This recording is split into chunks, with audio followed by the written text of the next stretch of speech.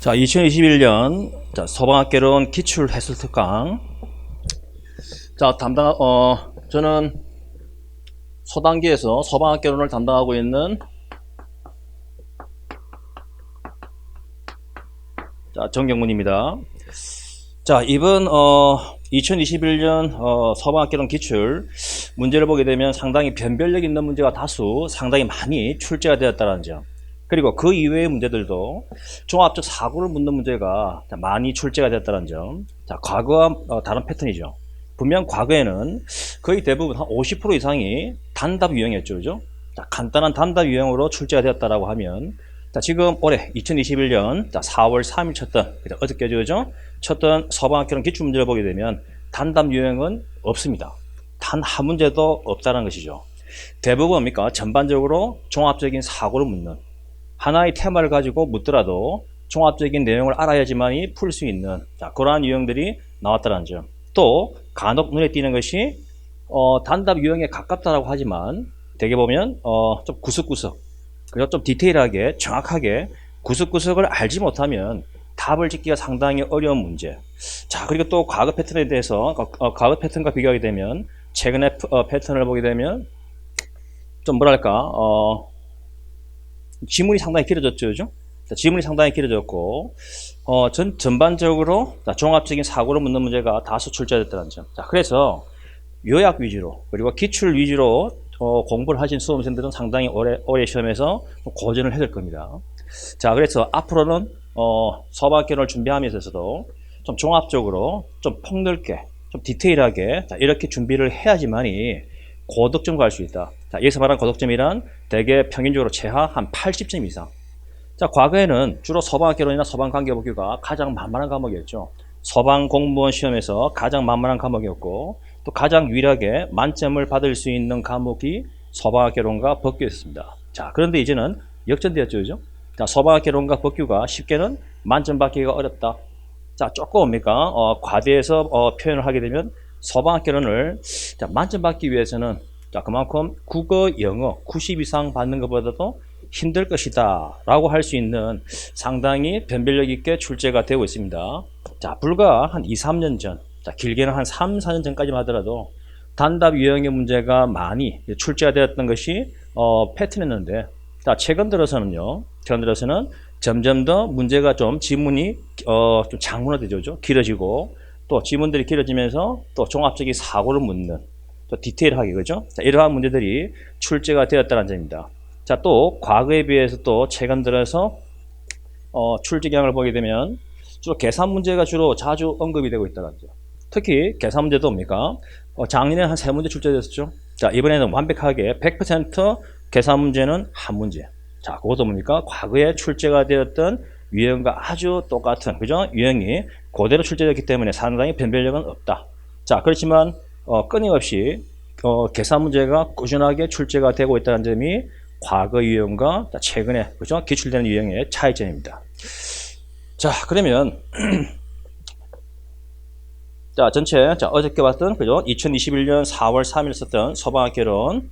자, 지금 제가 해설 특강을 하는 그 문제 유형은 A형입니다. A형과 B형으로 구분되어 있는데, 자, 일단 문제는 같죠, 그죠? 같지만 순서가 좀 틀릴 겁니다. 자, 그래서 A형 유형을 가지고 한번 해설 특강을 하도록 하겠습니다. 자, 문제 봅니다. 그리고 또 이 문제에 대한 해설, 그죠? 문제에 대한 해설, 자, 지문 해설이죠, 그죠? 그래서 이것은 우리 소단기, 그죠? 자, 소단기 인강이죠, 그죠? 자, 인강 사이트에 가시면은 거기 다 올려져 있을 겁니다. 자, 지금은 사실 확인하기 어렵고 아마 내일 월요일 주에 이렇게 올려져 있으니까, 업로드되어 있을 테니까, 자, 필요하신 분들 한번 참고해서 보시기 바랍니다. 자, 문제 1번. 자, 문제 1번은 사실 좀 단답 유형입니다. 자, 그런데 이 문제 1번이 상당히 변별력이 있는 문제죠, 그죠? 자, 왜냐? 지금까지 단 한 번도 출제가 된 전례가 없다는 점. 자, 아마 여러분들이 가지고 있는 기본서에는 분명히 있을 거예요. 있는데 상당히 구석진 내용이죠. 자, 지금까지 뭡니까? 대개 1번 유형에서 자주 출제가 되었던 것이 시군구 긴급구조통제단장. 자, 긴급구조통제단에는 중앙이 있고 지역이 있죠, 그죠? 자, 지역에는 시도와 시군구로 구분되어 있습니다.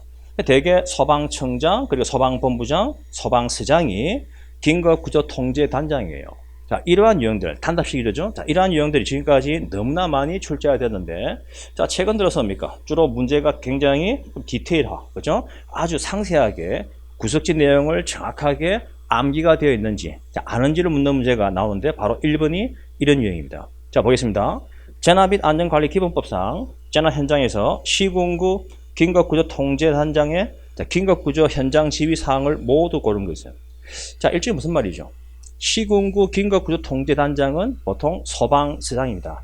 자, 재난 현장에서 긴급구조에 대한 현장 지휘권은 소방서장이 가지고 있는데, 소방서장이 행사할 수 있는 일종의 현장 지휘 사항이죠. 자, 크게 한 6가지로 나와 있습니다. 해당 법에 보면 한 6가지인데, 지금 박스 안에 보시면 기역, 리언, 디귿, 리얼. 자, 전체가 다 해당이 되죠. 그죠? 자, 기역 보시면 재난 현장에서 인명의 탐색 구조, 그리고 리얼에 추가 재난의 방지를 위한 응급조치. 자, 디귿에 사상자의 응급처치 및 응급의료기관의 이송. 그리고 리얼을 보시면 긴급구조에 필요한 물자의 관리. 자, 이 4가지 이외에도 2가지가 더 있습니다. 그래서 단순하게 법적 사항인데 단순하게 암기해서 푸는 문제인데, 자, 방금 제가 말씀드렸죠. 자, 이 내용이 지금까지 한 번도 출제가 된 전례가 없다 보니까 쉽게 말하면 그러니까 여러 시중 나와 있는 해당 문제에서도 상당히 보기가 어려웠던, 기본서에서 정확하게 암기를 하지 않으면 풀기가 상당히 어려웠을 겁니다. 답은 4번이죠. 자, 다음 2번 문제. 자, 2번 문제 사실 너무 뻔한 문제죠. 그죠? 자, 아마 여러분들이 공부를 하면서 연기에 관한 문제를 많이 다뤄봤을 것이고, 또 연기에 관한 이론을 많이 다뤄봤겠죠. 그죠? 자, 특히 연기에 관한 문제는 나올 것이 나왔다고 되어 있죠. 자, 보겠습니다. 자, 화재 시 발생하는 연기에 대한 설명으로 옳지 않은 것은? 자, 보기 1번. 연기의 수직 이동 속도는 수평 속도보다 빠르다. 맞죠? 그죠? 보통 연기가 어떻게 돼요? 위로 올라가죠. 그죠? 자, 수평으로 오면 이동하는 속도보다는 위로. 자, 수직적인 이동 속도가 빠르다. 그죠? 대개, 자, 수직의 이동 속도는 보통 평균적으로 2에서 3m/s. 저 수평은 0.5에서 한 1m/s 정도가 됩니다. 맞습니까? 자, 보기 2번. 자, 연기의 감강 개수가 증가할수록 가시거리는 짧아진다. 일종의 연기의 감강 개수는 뭐죠? 다른 말로 하면 연기의 농도. 자, 농도는 당연히 짙으면 짙을수록 가시거리는 짧아지죠. 그죠? 맞습니까? 자, 그래서 연기 농도와 가시거리는 반비례 관계. 맞다. 그죠? 자, 보기 3번. 중성대는 실내 화재 시 실내와 실외의 온도가 같으면. 틀렸죠? 자, 중성대라고 하는 것은, 자, 이러한 실이 있으면, 자, 이 실에 계구부가 있죠. 그죠? 자, 계구부를 중심으로 실내 어딘가에는, 자, 이렇게 중성대가 형성이 되어 있습니다. 자, 이 원리는 뭐냐면, 실내의 압력이죠. P1이라 합시다. 그리고 실외의 압력을 P2라고 하면, 실내의 압력과 실외의 압력이 같은 지점. 자, 이것을 중성대라고 하죠. 그죠? 온도가 같은 지점이 아니라 압력이 같은 지점. 좀 더 정확하게 말하면 정압이 같은 지점. 중성대 아랫부분에서 뭡니까? 외부에서 공기가 유입되죠. 그죠? 자, 그래서 급기가 이루어지고, 그리고 또 위쪽은요. 실내에 있는 공기가 바깥으로 빠져나가는, 즉 뭡니까? 배기가 이루어집니다. 그래서 급기가 이루어지기 위해서는 항상 기류 이동은 압력이 큰 데서 작은 쪽으로 이동한다. 즉 어디가 압이 크죠? 바깥이. 그죠? 실외의 압이 클 때 급기가 이루어지는 것이고, 배기는요. 항상 기류 이동은 압력이 큰 데서 작은 쪽으로. 자, 그래서 실내와 실외의 압에서 어디가 크죠? 당연히 실내의 압이 크다. 자, 이것이 중성대의 원리. 맞습니까? 자, 그래서 온도가 같은 면이 아니라 압력이 같은 면이죠. 자, 보기 4번. 굴뚝 효과는 건축물 내부와 외부의 온도차. 맞죠? 자, 온도차가 발생하면 그 물질에는 밀도차가 발생한다. 자, 온도와 밀도는 반비례 관계. 맞나? 자, 온도가 높은 물질은 당연히 밀도가 작다. 자, 밀도 작으니까 비중이 작죠? 작으니까 가볍죠. 가벼우니까 뜬다. 맞습니까? 자, 그래서 연기는 당연히, 자, 다른 물질에 비해서 온도가 높죠. 높기 때문에 가벼워지니까 위로 뜨더라. 맞나? 자, 이것이 굴뚝 효과. 맞습니까? 답은 3번입니다. 자, 다음 3번 문제. 소화 설비에 대한 설명으로 옳은 것은? 자, 이번 소방학개론 기출문제에서 특이한 건 아니지만 다른 해에 비해서 조금 특이할 수 있는 부분이 소방시설론에 관한 문제가 어김없이 나왔다 그죠. 자, 나왔는데, 자, 그 문제 문항 수가 한 두세 문항 정도가 됩니다. 자, 그런데 주로 과거에 주로 출제가 되었던 패턴들은 좀 뭐랄까 종류 또는 간단한 개요를 묻는 문제가 나왔다라고 하면 지금은요. 자, 이번 시험은 대개 해당 설비의 구체적인 장치들의 기본적 기능, 그죠? 물론 대부분 다 법에 명시되어 있는 내용이지만 기본 개념도 알아야겠지만 기능도 반드시 알아야지만이 풀 수 있고 또 3번처럼 대개 뭡니까? 어느 하나의 장치에 대한 내용을 묻는 것이 아니라 종합적이죠. 그죠? 이렇게 종합적으로 묻고 있다는 것이 아마 이번 시험에서 이렇게 준비를 하지 아니한 수험생들은 상당히 고전을 해줄 겁니다. 심지어 뭡니까? 관악까지도 염려하는 수험생들도 분명히 속출할 수가 있을 것 같아요. 그죠? 자, 보겠습니다. 1번. 산알칼리 소화기는 가스계 소화기로 불린다. 틀렸죠? 그죠? 산알칼리는 수계죠. 대개 이제 소화약제는 자세한 것은 우리가 소방학개론 기본 강의에서 열심히 해왔기 때문에 자, 그것은 생략하겠습니다. 일단 말로서 한번 쭉 정리를 하겠습니다. 자, 소화기, 그죠? 소화기 또는 소화약제는 가스계와 수계가 있죠, 그죠? 자, 수계는 물계통입니다. 자, 기본적으로 물 소화약제가 있고 또 포, 그리고 또 지금 나와 있는 산알칼리, 그리고 강화해, 그리고 포가 있죠, 그죠? 자, 이러한 것들이 수계, 반면 가스계는요. 이산화탄소, 할론, 분말, 그리고 할로겐 화합물 및 브라이슨 기체와 같은 자, 이러한 종류를 가스계라고 한다, 그죠? 자, 보기 2번. 이산화탄소 소화 설비는 화재 감지기, 선택 밸브, 방출 표시 등 압력 스위치 등으로 구성. 자, 지금 이 내용. 물론 뭡니까? 보기 지문은 굉장히 짧아요. 그런데 내포하고 있는 의미는 상당히 크다. 자, 지금 이 문제를 출제하신 뭡니까? 출제위원들의 머릿속에는 이 정도 내용은 알아야지. 자, 또 뭡니까? 항상 저도 이 소방시설론 설명할 때 기본적인 개념, 종류만 파악해서는 절대로 안 된다. 특히 작년 2020년 6월 시험에서 뭡니까? 리타팅 챔버의 기능을 묻는 문제. 아시죠? 그죠? 스프링클러 시스템은 경보 시스템이 있습니다.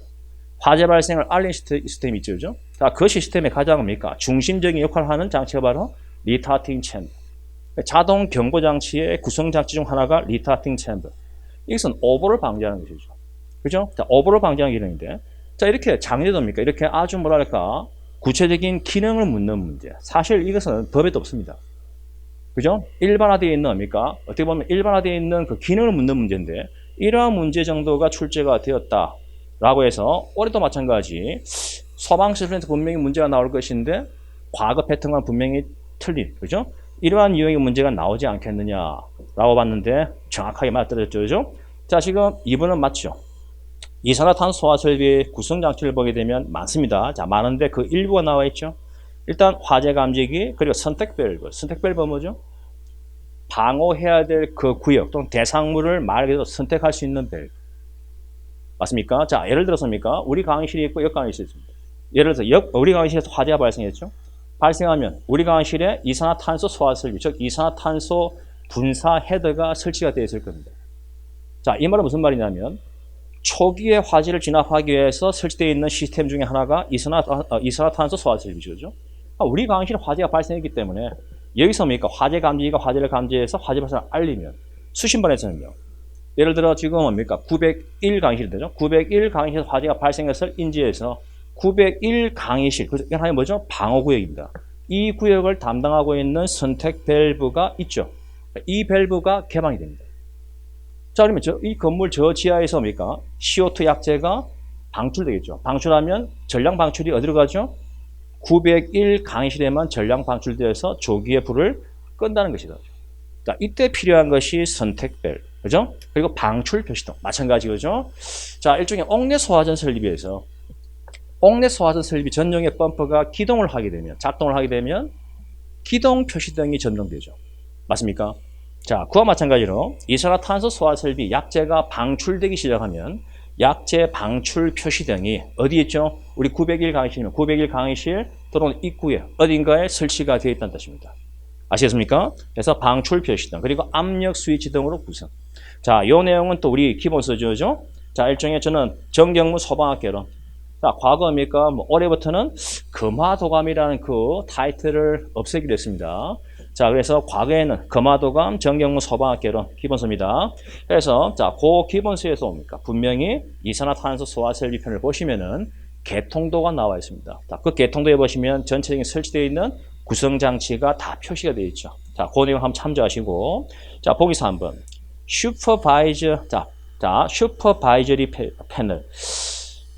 지금 이 출제하신 분이 슈퍼바이저리 패널, 보통 뭐 비타민 또는 바이타민이라고 이렇게 이제 발음상 뭡니까 차이가 좀 있죠, 그죠? 있듯이 우리 보통 뭡니까? 저는 뭐 슈퍼비저리 판넬이라고 하는데, 자, 일단 출제하신 분은 뭐 슈퍼바이저리 판넬 똑같은 말입니다. 슈퍼바이저리 판넬, 슈퍼비저리 판넬은 습식 아니죠? 준비 작동식 스프링클러 설비의 구성장치. 자, 수업 시간에 분명히 했다, 그죠? 준비 작동식 스프링클러 설비와 건식 스프링클러 설비의 구성적 차이점, 구성장치의 차이점, 또 특징, 기능. 자, 이러한 내용을 우리가 소방시설론에 특히 소화설비편에서 열심히 해왔던 부분입니다. 그래서 슈퍼비저리 판넬은 준비 작동식 스프링클러 시스템의 구성장치로서, 자, 어떻게 보면 그 시스템의 가장 핵심. 자, 인간으로 치면 뭐라 했죠? 헤드, 두뇌입니다. 모든 지령, 그죠? 이 스프링클러 시스템의 모든 지령이 이 판넬을 통해서 뭡니까? 주로 지력이 내려가고 또 뭡니까? 그 시스템의 작동 유무를 판단하기 위해서도 뭐죠? 또는 오작동, 그죠? 고장이 발생하면 그 유무를 판단하기 위해서 판넬을 조작해서 뭡니까? 하도록 되어 있습니다. 자, 그래서 슈퍼비저리 판넬은 준비 작동식이죠. 자, 보기 4번. 순환배관은 옥내 소화전 설비 펌프 체질 운전 시 수온의 하강이 아니라 상승이죠. 수온의 상승을 방지하기 위해 설치한다. 자, 이것도 우리 수업 중에 순환배관의 기능을 묻는 문제는 과거 기출된 바가 있다. 맞습니까? 또 뭐 예제라든가 여타 문제에서 보게 되면 이러한 유형의 문제는 많이 나왔던 유형입니다. 자, 그래서 큰 어려움 없죠, 그죠? 자, 순환배관은 펌프의 체질 운전 시, 자, 펌프의 체질 운전이란 펌프가 낼 수 있는 최대한의 압력에서의 운전을 체질 운전입니다. 자, 펌프가 낼 수 있는 최대한의 압력에서 운전을 하게 되면 당연히 펌프가 열받죠. 자, 열받으면 당연히 뜨거워집니다. 그죠? 뜨거워지게 되면 펌프 내부나 그 주변 배관 내에 있는 물의 온도가 올라갑니다. 물은 100도 이상 올라가면 끓죠. 자, 끓으면 배관 내부에 물이 꽉 차야 되는데 물 대신 공기가 차더라. 자, 이러한 현상을 캐비테이션, 공동 현상이라고 하죠. 이러한 현상을 방지하기 위해서 설치하는 것이 바로 순환배관. 수온의 상승을 방지하기 위한 배관. 맞습니까?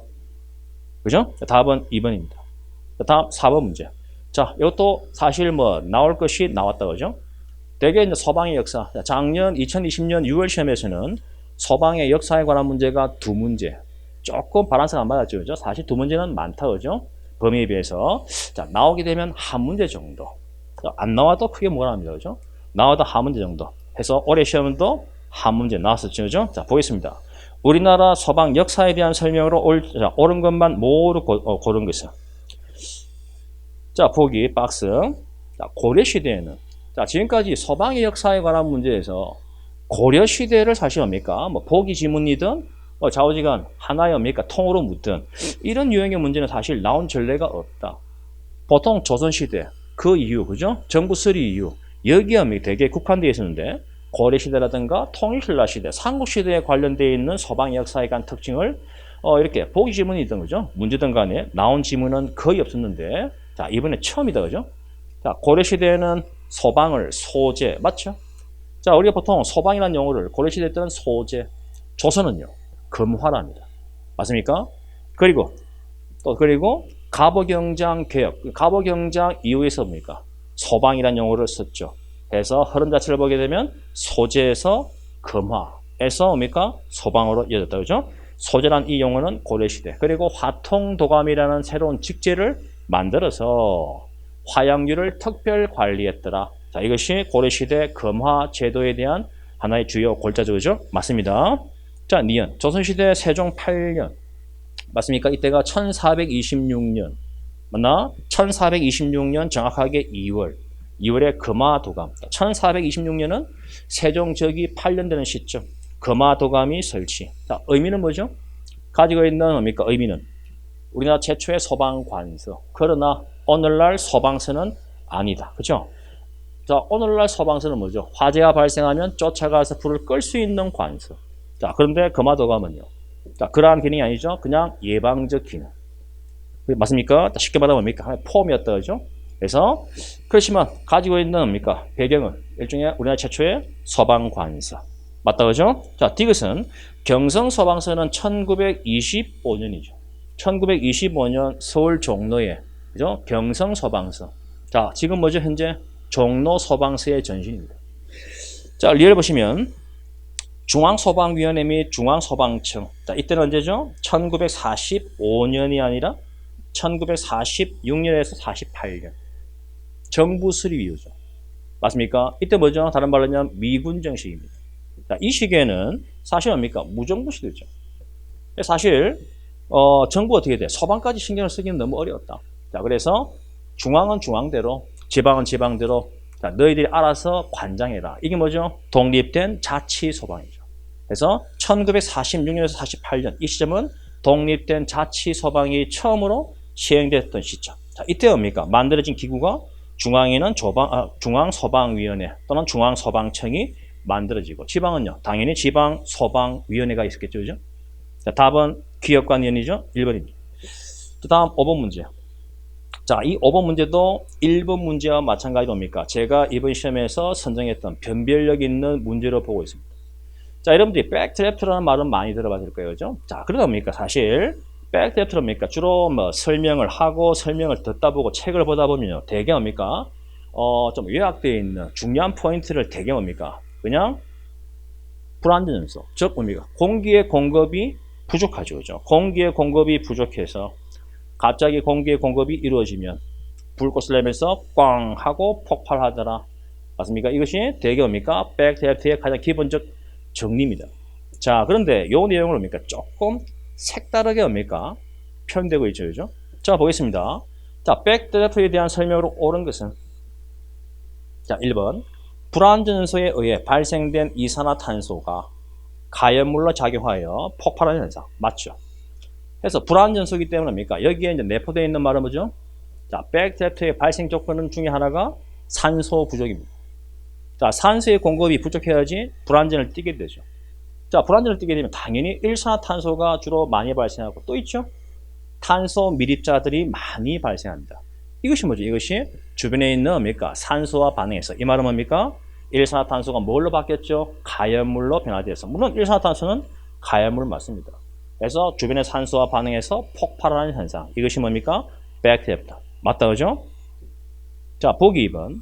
화재 진압 시 지붕 등 상부를 개방하는 것보다 출입문을 먼저 개방하는 것. 아니죠. 일단 백드래프트는 주로 불꽃 없이, 그죠? 산소가 부족해서 불꽃 없이 연소하다가, 이걸 일명 뭐라고 하죠? 훈소 연소랍니다. 훈소가 이런 상태에서 갑자기 출입문이 열리게 되면 과다한 산소의 공급에 의해서 폭발해버리는 이러한 현상이 백드래프트. 자, 그래서 뭡니까? 주로 천장, 지붕, 또 벽을 뭡니까? 뚫더라도 벽의 상부 등을 뭡니까? 뚫어서 안에 꽉 차 있는 열과 연기를 먼저 빼내고, 그죠? 측면 진입하죠, 그죠? 출입문을 정면을 보고 진입하는 것이 아니라 벽에 기대어서 측면 진입을 하는 것이 맞다.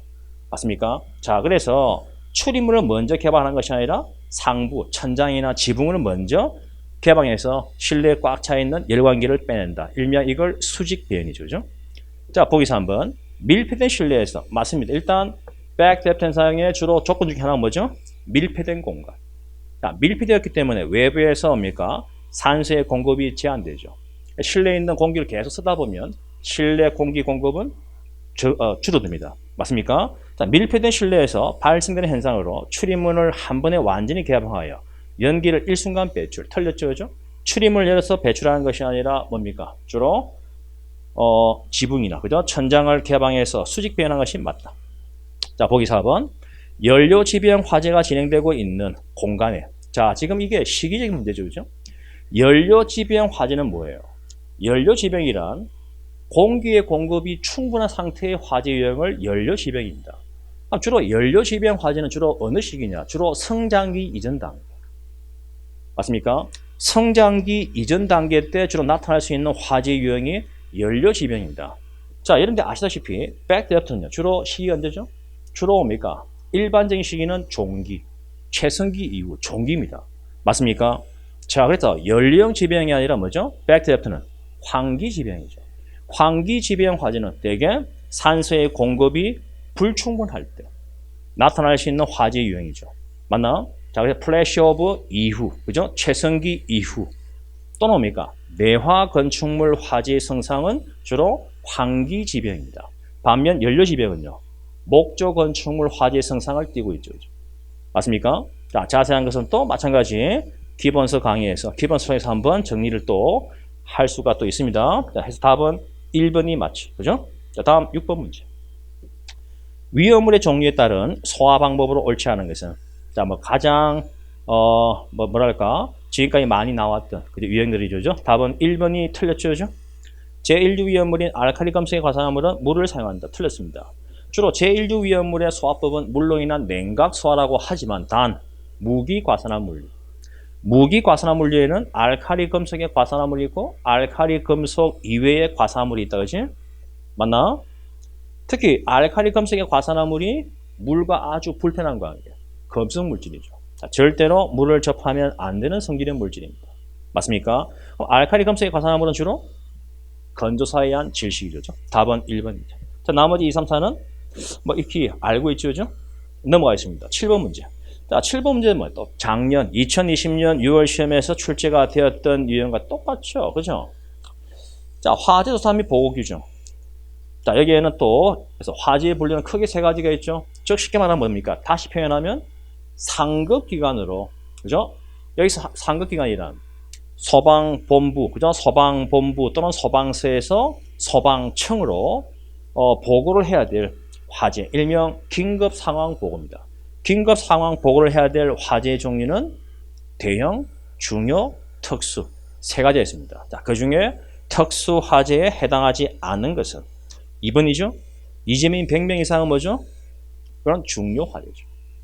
그래서 자, 이것이 또 작년도 출제가 되었고 올해 또 출제가 되었다. 그죠? 다음 8번 문제. 자, 8번 문제. 1번 문제와 똑같이 재난 및 안전관리 기본법, 즉 우리나라의 재난 관리에 관한 문제인데, 자, 1번 문제와 5번 문제와 똑같이, 그죠?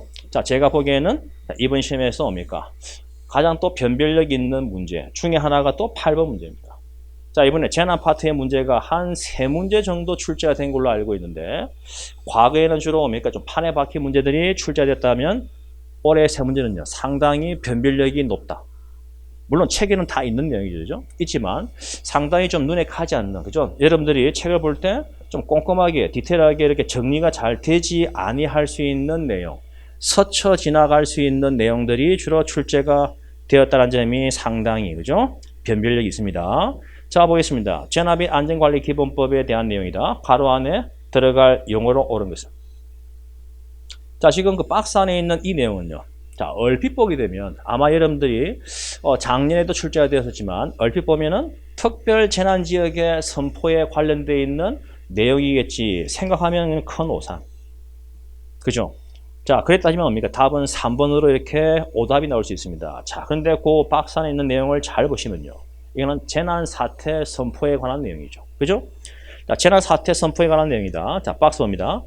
자, 가로은 또 가로는, 그죠? 가로는 대통령령으로 정하는 재난이 발생하거나 발생할 우려가 있는 경우 사람의 생명, 신체 및 재산에 미치는 중대한 영향이나 피해를 줄이기 위하여 긴급한 조치가 필요하다고 인정하면 가로의 심의를 거쳐서 자, 가로를 선포할 수가 있다.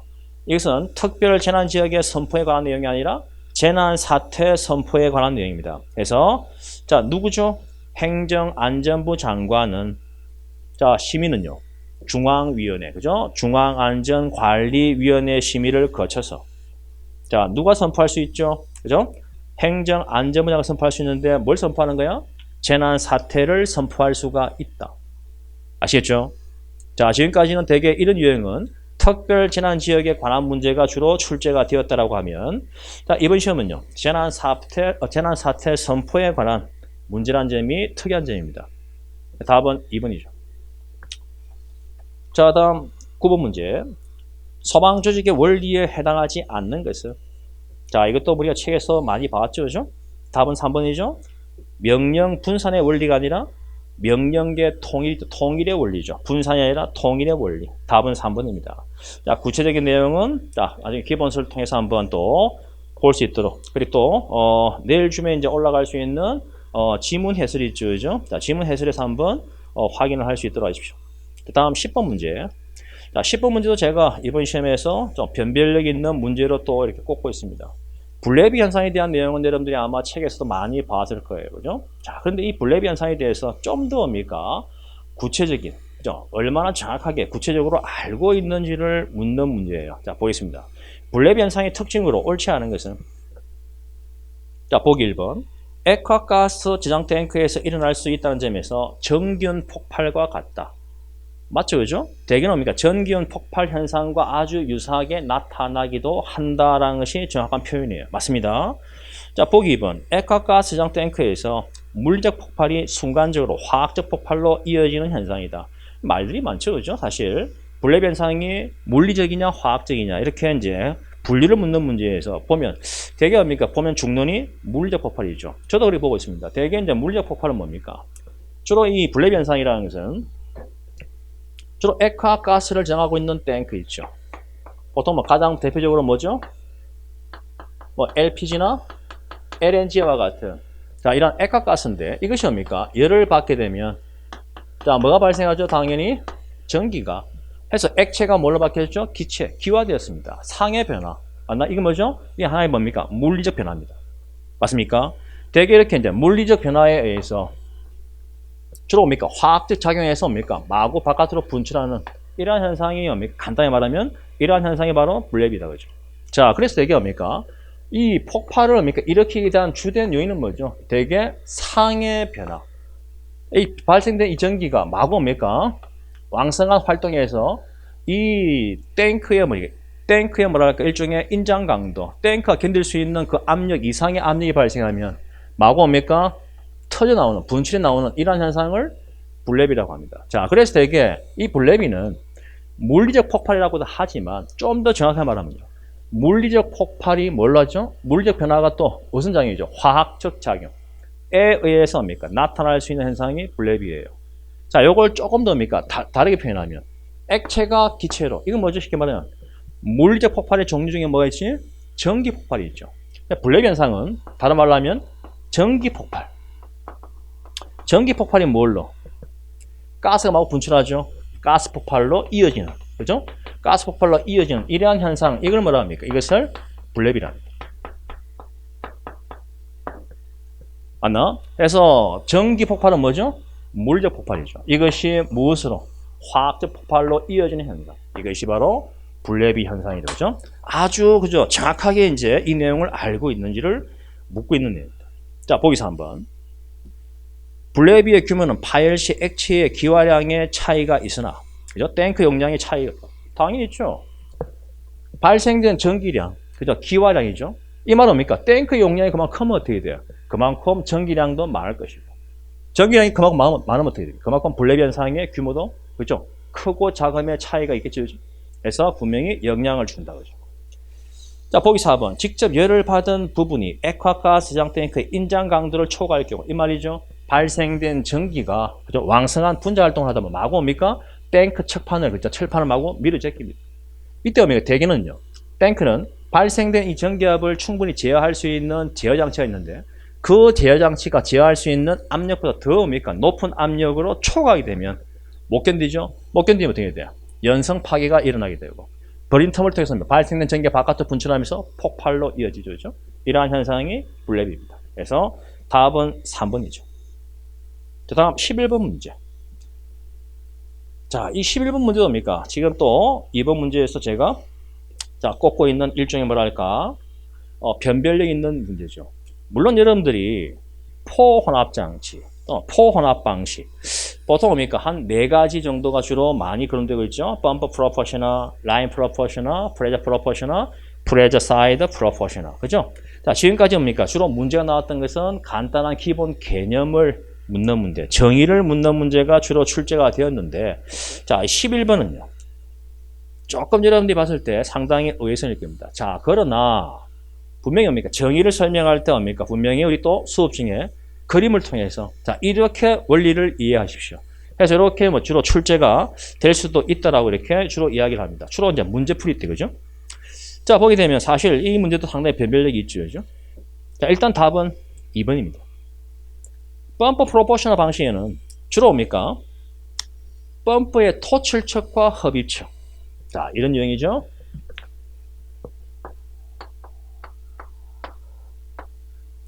이 수도다, 수죠. 그죠? 물이죠. 물을 끌어들이죠. 그죠? 자, 여기에 뭐가 있습니까? 자, 일종의 혼합장치. 혼합기. 그죠? 혼합기인데, 이 혼합기를 중심으로 흡입척과 토출척을 연결하고 있는 여기 뭐죠? 바이패스 배관입니다. 그죠? 바이패스 배관이죠. 그래서 이 바이패스 배관을 설치를 하죠. 그죠? 맞습니까? 자, 그래서 보기 2번에 보시면 이 바이패스 배관을 설치하고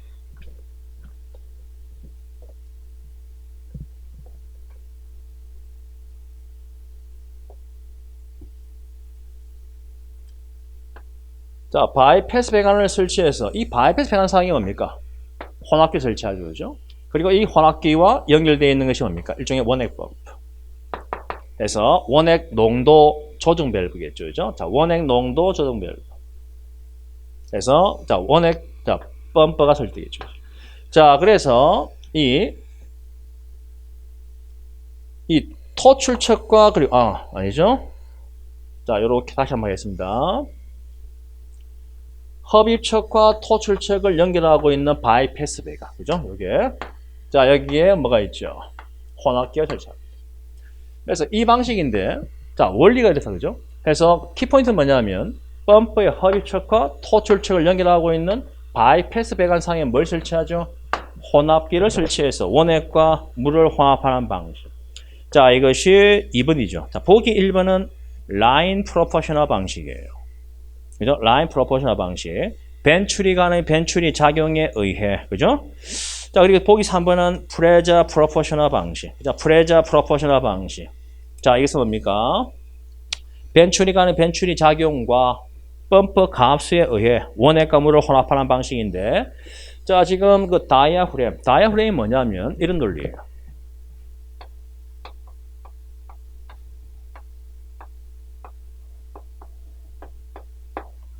자, 이게 원액 탱크죠, 그죠?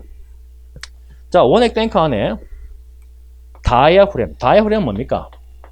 자, 우리나라 말로 하면 고무 경막입니다, 경막.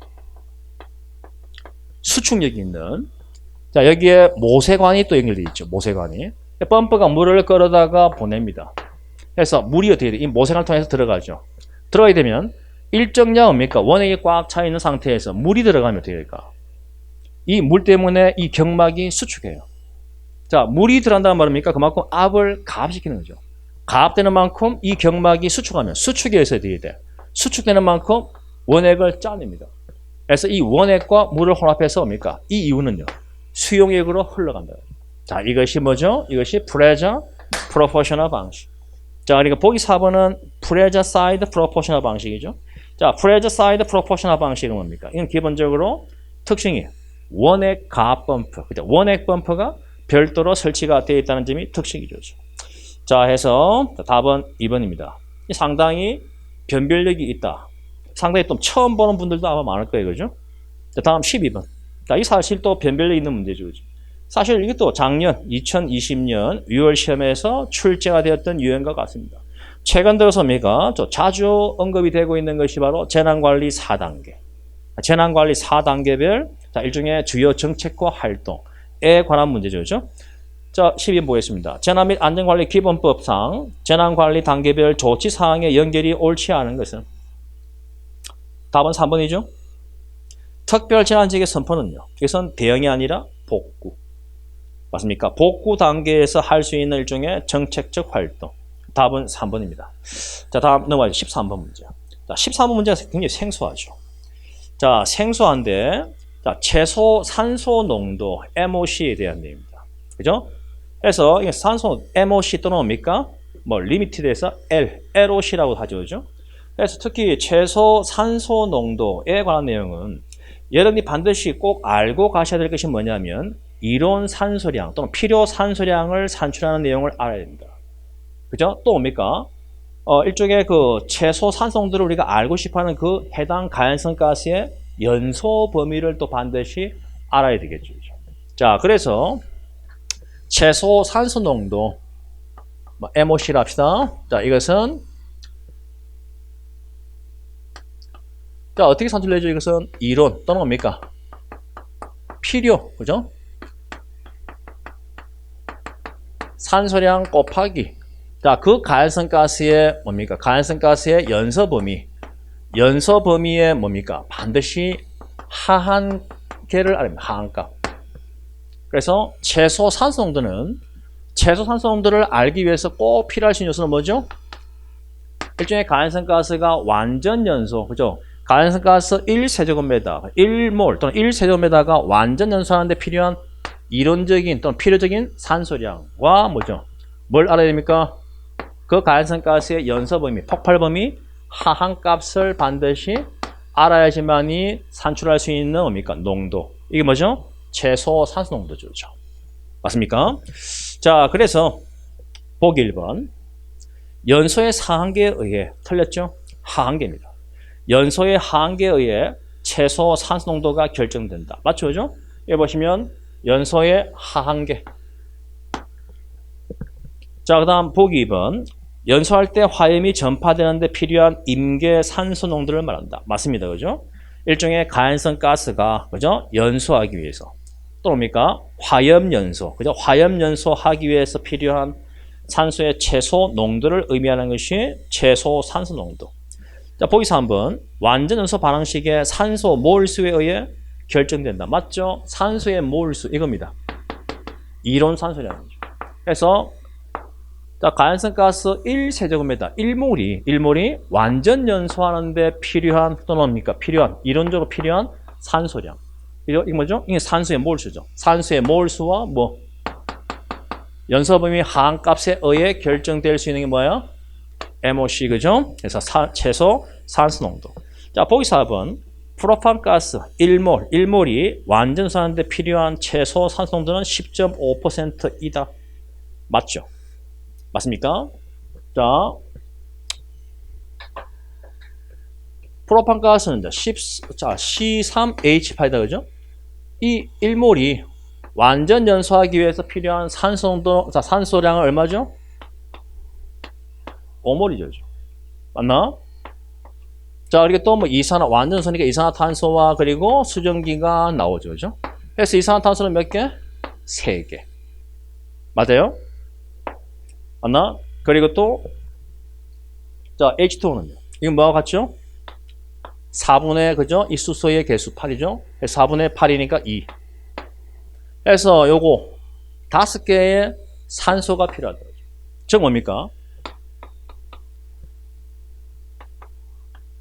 자, 1몰 또는 뭡니까? 1세제곱미터인 프로판 가스가 완전 연소하는데 필요한 산소는 몇 몰?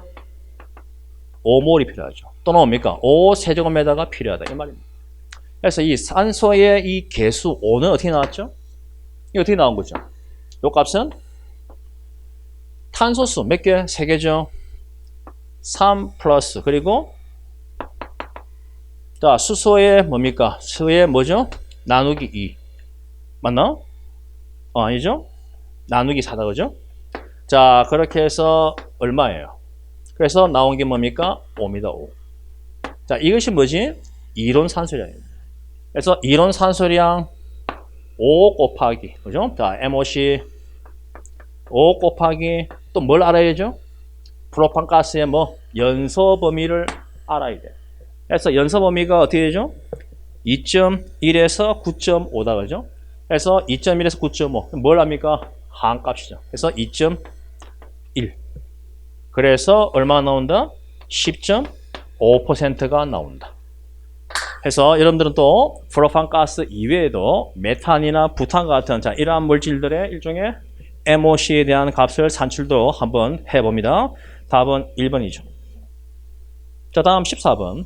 자, 1기압 20도씨인 조건에서 자, 메탄 2세제곱미터가 완전 사는데 필요한 산소의 부피는 얼마? 자, 일종의 메탄.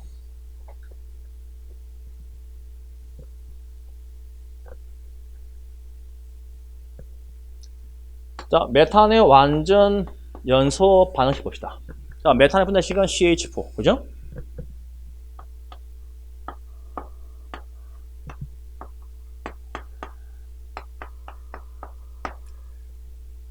자, 이거 산소의 개수는요. 어떻게 구하죠? 탄소수 하나 플러스 뭡니까? 산소수 4개죠? 4분의 4 하니까 2가 되죠? 해서 2개. 그리고 이산화탄소는요. 탄소수와 같죠? 이거는 1이죠. 그죠? 이것은요? 맞나? 2개. 맞죠? 그죠? 자, 이것이 메탄의 완전 반응식입니다. 자, 이러면, 자, 이 말은 뭐죠? 메탄 1세제곱미터 또는 뭡니까? 1몰이 완전 연소하는데 필요한 산소는 얼마죠? 2세제곱미터 또는 2몰이죠. 자, 지금 근데 묻고 있는 게 뭡니까? 메탄이 2세제곱미터를 완전 연소하는 데는 얼마가 필요하죠? 비례식이니까 4죠. 그래서 4세제곱미터라는 겁니다. 자, 여기에서 우리가 또 뭘 알 수 있죠? MOC, 그죠? 최소 산소 농도. 어떻게 구합니까? 이론 산소량. 얼마입니까? 2세제곱미터. 얼마죠? 4죠. 그죠? 4 곱하기, 그죠? 메탄의 연소범위 한 값만 알면 곱하면 되겠죠, 그죠? 자, 이렇게 산출이 된다, 그죠? 맞나? 답은 3번입니다. 다음 15번 문제. 자, 연소 속도에 영향을 미치는 요인을 모두 고른다면. 자, 분명히 우리 책에도 나와 있습니다. 자, 우리 책 뭡니까? 정경무 서방학개론 1권에 페이지 27페이지 보면은 연소 속도에 영향을 줄 수 있는 요인을 묻는 내용이 분명히 나와 있습니다. 자, 나와 있는데, 자, 일부 뭡니까? 일종의 뭐랄까, 좀 표현 방식이 틀리죠, 그죠? 자, 우리 책에 나와 있는 내용과, 그죠? 지금 여기 보기에 나와 있는 내용이 조금 뭡니까? 표현 방식이 틀리지만, 내용을 보게 되면 같습니다. 자, 일단 먼저 박스 보시면, 가연성 물질의 종류, 맞죠? 그죠? 가연성 물질, 자, 가연 물질의 종류는 영향을 줍니다. 그리고 니은에 보시면, 촉매의 존재 유무와 농도. 자, 촉매의 존재 유무. 자, 이건 무슨 말일까요? 일종의 연소 속도에 영향을 줄 수 있는 일종의 여러 가지 인자들이 있죠. 촉매제, 뭐가 있습니까? 온도와 압력이죠. 그래서 온도와 압력이 있고 없고 또 뭡니까? 높고 낮음에 따라서 농도니까 높고 낮음에 따라서 어떻게 되죠? 그만큼 속도에 영향을 줄 수 있죠. 또 뒤에서 보시면 공기 중의 산소량. 자, 이 말은 공기와의 혼합 비율이죠. 그죠? 공기와의 혼합 비율. 맞습니까? 공기와의 혼합 비율을 의미한다. 자, 이게 또 뭐 다른 말로 뭡니까? 산화성 물질. 그죠? 산화성 물질의 종류라고 볼 수 있습니다. 자, 그다음 또 밑에 리얼해 보시면 가연성 물질과 산화제의 당량비. 자, 이 말은 뭐죠? 자, 우리 책에 보면 가연물과 산화성 물질과의 혼합비. 그죠? 가연성 물질과 산화성 물질. 공기죠, 공기. 공기와의 혼합비. 이걸 일명 뭐라고 하죠? 당량비라고 표현할 수 있죠. 당량비가 뭐죠? 일종의 가연성 가스가 완전 연소하기 위해서 뭡니까? 필요한 연료, 가스와 공기와의 혼합비, 그죠? 이 비를 뭐라고 하죠? 당량비랍니다. 자, 그래서 우리 책에 보면 가연물과 산화성 물질과의 혼합비, 즉 당량비, 그죠? 기역, 니은, 디귿, 이 네 가지가 다 뭐죠? 영향을 줄 수 있는 요인 맞습니다. 답은 4번입니다. 다음 16번 문제. 폭발에 대한 설명으로 옳지 않은 것은? 자, 4번이 틀렸죠? 그죠? 자, 보기 1, 2, 3번 우리가 익히 알고 있는 내용이고, 자, 4번 내용은 중화 폭발에 대한 설명이 아니라 일명 가연성 액체의 무적, 미스트죠? 분무, 그죠? 자, 무적이 일정 농도 이상으로 저연성 가스 중에 분산되어 있을 때 착화에 의해 발생한다. 이것은 분무 폭발입니다. 중화 폭발에 대한 설명이 아니라 분무 폭발에 대한 설명이죠. 그죠? 답은 4번입니다. 자, 다음 17번 문제. 자, 이것은 소화법에 대한 내용이다. 그죠? 냉각, 질식, 그죠? 또는 뭐 제거, 부촉매와 같은 소화의 원리에 대한 설명이죠. 자, 소화 방법에 대한 옳은 설명만 모두 고른 것은. 자, 박스 보시면 기역과 니은이 맞죠? 자, 기역은, 질식은 일반적으로 공기 중의 산소들을 낮춰 소화하는 방법. 맞다, 그죠? 질식이란 뭡니까? 쉽게 말하면 산소와 연관되어 있는 소화의 원리. 산소의 공급을 차단한다. 또는 뭡니까? 산소濃도를 15% 이하로 낮춰서 불을 끄는 원리. 맞죠? 자, 니은. 냉각 소화가 가능한 약재로는 물, 강화액, 이산화탄소, 할론. 자, 하나 조심해야 될 것은 냉각 소화하면 주로 수계, 그죠? 물계통의 소화약제가 가지고 있는 일종의 대표적인 소화 효과다라고 해서 가스계는 없을 거라 생각하시면 아닙니다. 가스계는 주로 질식에서 불을 끄지만 또 부수적으로 냉각 효과를 가지고 있죠. 이산화탄소나 할론 그리고 분말도 냉각 효과를 다 가지고 있습니다. 자, 디귿. 비중이 물보다 큰 비수용성 유리 화재 시. 자, 비중이 물보다 크다라는 말은 뭡니까? 일종의 비수용성이면 주로 중류. 맞나? 주로 뭡니까? 비중이 큰, 그죠? 중진류입니다. 주로 중류와 같은 빵카시유죠, 그죠? 이러한 물질의 화재, 유리 화재 시에 주로 무상주수하면 주로 효과가 발생될 수 있는 소약은 뭐죠? 이건 유화 효과죠. 맞습니까? 피복이 아니라 유화 효과입니다. 자, 예를 보시면 가스 화재 시 가스의 공급을 차단한다. 이것은 부촉매가 아니라 제거소화법이죠. 그죠? 제거소화법. 답은 기역과 니은이죠? 1번입니다. 자, 18번 문제. 물 소화약제에 대한 설명으로 옳은 것은? 자, 2번이 맞죠? 자, 1번은 왜 틀렸죠? 물 소화약제는 무상으로 하게 되면 질식 효과가 있습니다. 자, 질식이 있기 때문에 주로 뭡니까? B급이나 C급 화재도 가능하죠. 무상일 때는. 무상주수. 자, 그 다음 3번에 보시면 비열과 기화열 값이 크기 때문에, 그죠? 크기 때문에 냉각 효과가 뛰어나죠. 그죠? 자, 물이 소화약제로 쓰이는 가장 큰 이유는 뭐다? 냉각 효과가 뛰어나기 때문에. 냉각이 왜 뛰어납니까? 라고 물으면 비열값과 기화 잠열 값이 크기 때문에. 자, 보기 4번 수용성 가연물질인 알코올 그리고 에테르, 에스테르 등으로 인한 화재. 자, 일명 뭐죠? B급이죠? 유리화재. 자, 정성은 있죠. 그죠? 있습니다. 왜 있죠? 물을 퍼다 보면 주로 희석이죠. 수용성이니까. 많은 양의 물을 퍼다 보게 되면 그 수용성 가연물질 농도가 제로가 되어버리면 발생되는 전기량도 제로. 불은 꺼지게 되어 있죠. 자, 이러한 소화의 원리를 희석소화라고 합니다. 답은 2번이죠. 다음 19번 문제. 자, 소방시설론에 관련된 내용인데 일종의 용어정이죠. 자, 용어정인데 사실 여러분들이 소방시설론을 공부할 때 주로 핵심적으로 많이 보는 것이 뭐죠? 뭐 소화기라든가 옥내 소화전, 스프링클러, 또 뭐 자탐이라든가 또는 뒤에 가면 제연설비 정도. 최근 들어서 주로 또 문제가 좀 많이 나오던, 많이는 아니죠, 그죠? 간혹 출제가 되고 있는 파트 중에 하나가 또 피난구조설비. 자, 이 말은 무슨 말이냐면 여러분들이 좀 뭐랄까 소방시설을 공부할 때 좀 등한시하는, 그죠? 등한시하는 좀 이런 파트 중에 하나가 피난구조설비인데 여기서입니까? 여실히 출제되고 있습니다. 자, 그런데 이 19번 내용은 뭐냐면 자, 이 설비들에 대한 장치들에 대한 간단한 용어정의죠, 그죠? 정의를 묻고 있습니다. 그죠? 그래서 1번에 인공소생기의 정의 맞죠? 자, 2번에 피난구 유도등 맞습니다. 보기 3번 복도 통로 유도등 맞다. 그죠? 한번 읽어보시고 자, 보기 4번에 보시면 자, 보기 4번의 이 설명은 구조대가 아니죠. 자, 구조대는 뭐죠? 구조대는 지상까지, 그죠? 해당 층에서 지상까지 포대를 설치해서 그죠? 포대를 설치해서 포대 내부를 통해서 뭡니까? 하강하는 기구를 뭐라고 하죠? 이걸 구조대라고 합니다.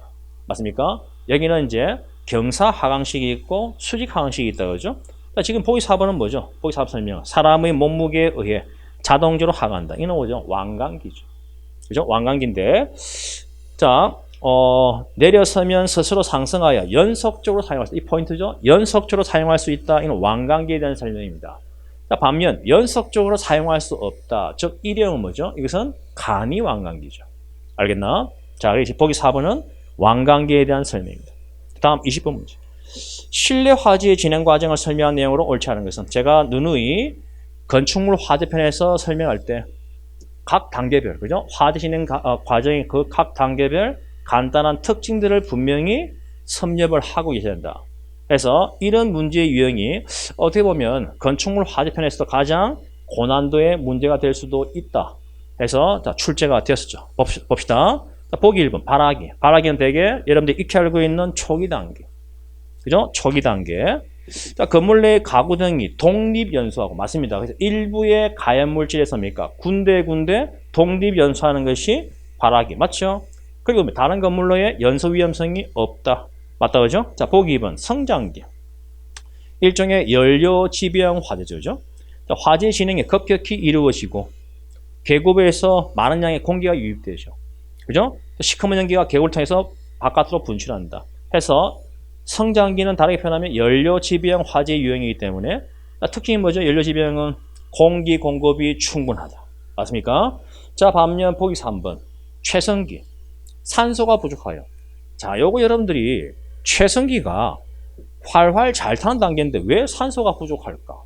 산소가 부족하면 오히려 뭡니까? 백드래프트가 나타날 수 있으니까 이건 종기가 아니냐라고 하겠지만, 자, 방금 말했죠. 성장기를 어떻게 봤죠? 연료 지병이고, 최성기는요, 환기 지병입니다.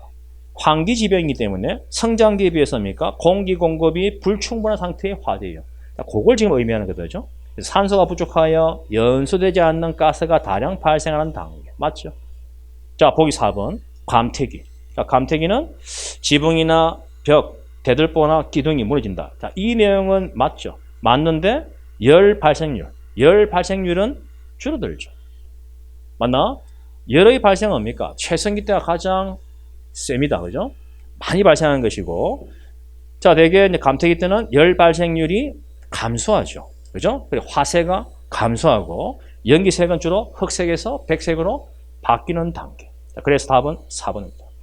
자, 이렇게 전체 수업 문제를 한번 쭉 풀어봤는데, 아마 이제 각각 개인마다 느끼는 체감들은 분명히 좀 차이가 있겠지만, 그러나 전반적인 체감들은요, 작년보다도 좀 더 어려웠다.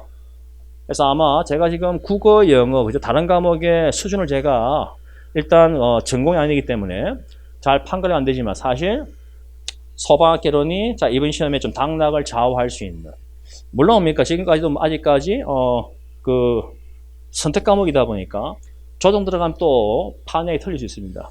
자, 그렇지만 이제 내년 2020년 시험부터는 선택 과목이 아니라 이제 필수 과목이에요.